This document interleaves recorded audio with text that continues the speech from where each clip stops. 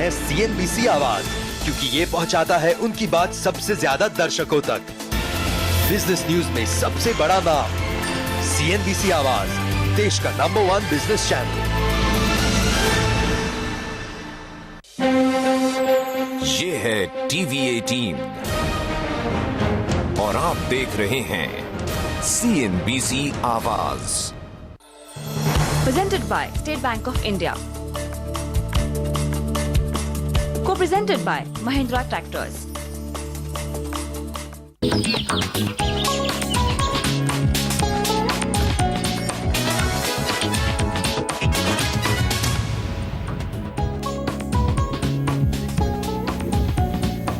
स्वागत है आपका CNBC आवाज किसान दिवस में। हमारे देश में कमोडिटी एक्सचेंज की शुरुआत हुई थी ये कहकर कि इससे अलग अलग कमोडिटीज की सही कीमत तय करने में मदद मिलेगी। इससे सबसे ज्यादा फायदा होगा किसानों को, जिन्हें अक्सर अपनी फसल की सही कीमत नहीं मिलती है। लेकिन क्या ऐसा हो पाया है? देखा यह गया कि कमोडिटी एक्सचेंज को लूप होल्स का फायदा उठाकर बिचौलियों और सटोरियों को तो पैसे बना लेते हैं, लेकिन किसानों को कोई खास फायदा यहाँ नहीं मिल पाता है।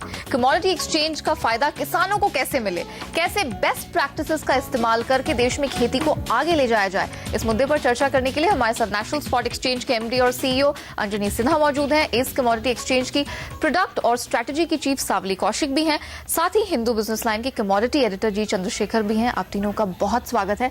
चंद्रशेखर जी, सबसे पहला सवाल यही, जब कमोडिटी एक्सचेंजेस की शुरुआत हुई थी, एक होप थी, एक आशा थी कि किसानों के लिए प्राइस डिस्कवरी का अच्छा टूल निकल कर आएगा, उन्हें उनकी सही कीमत मिल पाएगी। ऐसा हो नहीं पाया है, क्या कहेंगे? हाँ, जरूर ऐसा हो नहीं पा रहा है, ज्यादा करके maximum it is not happening, but we can't rule it out. ऐसा नहीं हम बोल सकते कि बिल्कुल कोई फायदा नहीं है, जरा सा फायदा जरूर हुआ है। मगर मैं समझता हूँ किसान को क्या चाहिए, किसान को कोई हेजिंग नहीं चाहिए। किसान अपना उत्पादन बाजार में लाता है, वो बेचता है और उसका जो भी उसे कीमत मिलता है वो लेकर के घर लौटता है। तो इसमें वायदा बाजार से प्रोड्यूसर्स, प्राइमरी प्रोड्यूसर को कोई फायदा विश्व भर कहीं नहीं होता। अच्छा, सिर्फ किसान फ्यूचर्स मार्केट को देखता है क्या भाव चल रहा है। हाँ। मगर वो अपना उत्पादन करके मार्केट में मंडी में लाता है, बेच करके ही टेक्स द मनी। अच्छा, तो for processors, for traders, for importers and exporters जरूर कमोडिटी फ्यूचर्स ट्रेडिंग से फायदा होता है because of price discovery and price risk management. मगर हमारा देश में अब हम देखेंगे एक कमोडिटी फ्यूचर्स मार्केट, खास करके एग्रीकल्चर कमोडिटीज में, कि this is loaded more and more in favour of investors and speculators rather than hedgers. Hedgers का पार्टिसिपेशन बहुत कम है, जैसे FMC का चेयरमैन ने भी बताया 2 दिन पहले कि हेजर पार्टिसिपेशन बहुत कम है, उसको बढ़ाने की जरूरत है। बिल्कुल। सावली जी, मैं आपसे समझना चाहूंगी, नया एक्सचेंज है आपका, कंपटीशन तो है दूसरे बड़े एक्सचेंजों के साथ भी, लेकिन ये जो अहम मुद्दा है कि किसानों को उनकी सही कीमत नहीं मिल पा रही है, क्योंकि आपका एक्सचेंज खास तौर से शुरू हुआ है एक रीजनल एक्सचेंज के तौर पर और आपका बेस ही रहा है एग्रो कमोडिटीज के आसपास। आप क्या कर रही हैं एक नए एक्सचेंज के तौर पर? आपके पास तो पूरा फील्ड प्ले है करने के लिए, कैसे इसको आगे ले जाएंगे? हमारा एक्सचेंज नया एक्सचेंज है और रीजनल को कन्वर्ट करके हमने इसे online multi commodity national level पे हम इसे लाए हैं। हमारे पास भी एक चॉइस अवेलेबल थी इसमें, चाहे हम एग्री में जाते या हम नॉन एग्री साइड की कमोडिटीज़ में जाते, और हमारे एक्सचेंज ने स्ट्रैटेजी के तौर पे इसमें एग्री स्पेस को ही चुना है, एग्री कमोडिटीज़ को चुना है, क्योंकि इसमें ऑलरेडी कंपटीशन है, ऑलरेडी एक्सचेंजेस हैं, लेकिन ज़रूरत है और ज़्यादा प्लेयर्स की, ताकि हम ये बेनिफिट डाउन द स्ट्रीम ज़्यादा से ज़्यादा फार्मर्स के पास पहुंचा सकें। अगर हम समझें कि जो फार्मर्स के पार्टिसिपेशन का मापदंड डायरेक्ट ही है, तो हाँ, ये कहा जा सकता है कि फार्मर्स डायरेक्टली एक्सचेंजेस में, जैसा कि श्री चंद्रशेखर जी ने कहा कि वो डायरेक्टली पार्टिसिपेट नहीं करते हैं, बाहर के देशों में भी देखा गया है और हमारे एक्सचेंजेस में भी नहीं कर पाए होंगे। लेकिन इनडायरेक्टली अगर देखा जाए तो अगर सारी वैल्यू चेन को स्ट्रेंथ मिलती है, आगे के भाव देख करके वो अपना व्यापार सही तरीके से कर पाते हैं, उनको वो सुचारू रूप से चला पाते हैं तो नेचुरली वो वैल्यू चेन पार्टिसिपेंट्स जो है उस कमोडिटी को स्टोर करेंगे, उसे प्रोसेस करेंगे, उसका बिजनेस बढ़ेगा। और अगर उसका बिजनेस बढ़ेगा तो नेचुरली जो फिजिकल मार्केट है, जो हाजिर का मार्केट है, उसके अंदर में स्ट्रेंथ मिलेगा उन लोगों को, किसानों से उस कमोडिटी को खरीदने का। काफी अहम बात कही है, लेकिन हमने आमतौर पर देखा है कि एक्सचेंजों में जो कंपटीशन बनता है वो इस बात को लेकर होता है कि वॉल्यूम कैसे बढ़ाया जाए, कौन कौन से नए कॉन्ट्रैक्ट लाए जाए, मिनी कॉन्ट्रैक्ट हो, माइक्रो कॉन्ट्रैक्ट हो, बहुत तरह की चीजों पर एक्सपेरिमेंटेशन होता है। आप किस तरह की रणनीति पर प्ले करने की कोशिश करें ताकि वो किसानों को डायरेक्ट किया जा सके, या हेजर्स, जैसे कि चंद्रशेखर जी कहते हैं कि हेजर्स को बढ़ावा यहां मिल सके मार्केट वॉल्यूम में?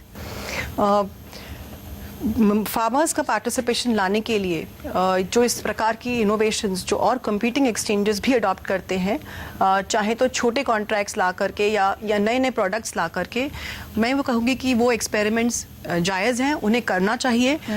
बिकॉज इसके लिए ज़रूरी नहीं है इसको इस तरह से देखा जाए कि ये सिर्फ एक वॉल्यूम के लिए किया जा रहा है। ये इसलिए भी किया जा रहा है कि हो सकता है कि दूसरे एक्सचेंजेस ने जिस तरह से उस प्रोडक्ट को डिफाइन करने की कोशिश करी है वो शायद सक्सीड ना हुआ हो, उससे मार्केट पार्टिसिपेंट्स को फायदा ना हुआ हो और इस करके ही उसका यूज़ नहीं बढ़ा। तो ये एक कोशिश रहती है कि हम ऐसे प्रोडक्ट्स बनाएं जिससे कि वैल्यू चेन को फायदा हो। बहुत सारे प्रोडक्ट्स लॉन्च किए हैं, बहुत सारे एक्सचेंजेस हैं, सारे तो नहीं चल गए हैं। जिनकी ही यूटिलिटी मार्केट फाइंड करता है उसी के अंदर में ही वो हेजिंग करता है, उसी के अंदर में वॉल्यूम दिखाई भी दे रहा है। यस, बिल्कुल। सिन्हा साहब, आपसे जानना चाहेंगे, बड़ा स्पॉट एक्सचेंज है आपका, क्या रोल अदा कर रहा है किसानों के साथ जुड़ने में और उनको यहाँ उठाने में? जी, हम लोगों ने इस फॉर्मेट में इस मार्केट को डेवलप किया है कि छोटे किसान, स्मॉल और मार्जिनल फार्मर्स को हेल्प करने के लिए हम लोगों ने ट्रेडिंग लॉट 1 बैग का रखा है, और जिससे कि किसी के पास 2 बैग 4 बैग का भी मार्केटेबल सरप्लस है तो वो भी हमारे सेंटर पे आके माल बेच सकता है। हम लोग अभी 110 लोकेशन में पूरे कंट्री में ये मार्केट चला रहे हैं, और 110 लोकेशन पे डेली हजारों की संख्या में फार्मर्स आते हैं और अपना माल जमा करते हैं। हमारे आदमी क्वालिटी या ग्रेडिंग और सर्टिफिकेशन करते हैं, और फिर फार्मर्स कंप्यूटर टर्मिनल में अपना सौदा डालते हैं, भाव डालते हैं, और जो बायर्स हैं, जो प्रोसेसर्स या एक्सपोर्टर्स हैं, वो उस माल को खरीदते हैं। तो हम लोगों ने इस तरीके से एक ऐसा मार्केट डेवलप किया है कि जिसमें कॉस्ट ऑफ इंटरमीडिएशन बिल्कुल ही कम हो गया है। किसान अपना माल सीधा प्रोसेसर से एक्सपोर्टर को बेच पाता है।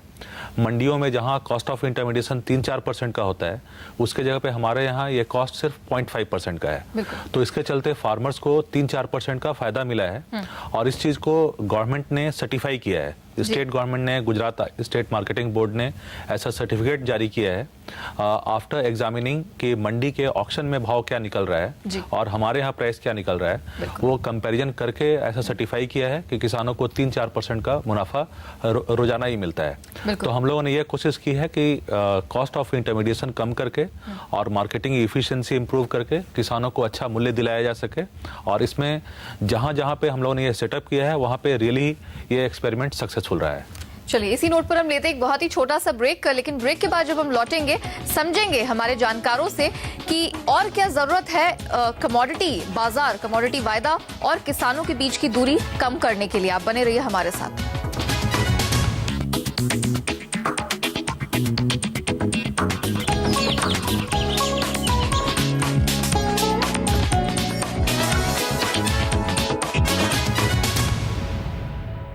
State Bank of India, the flagship of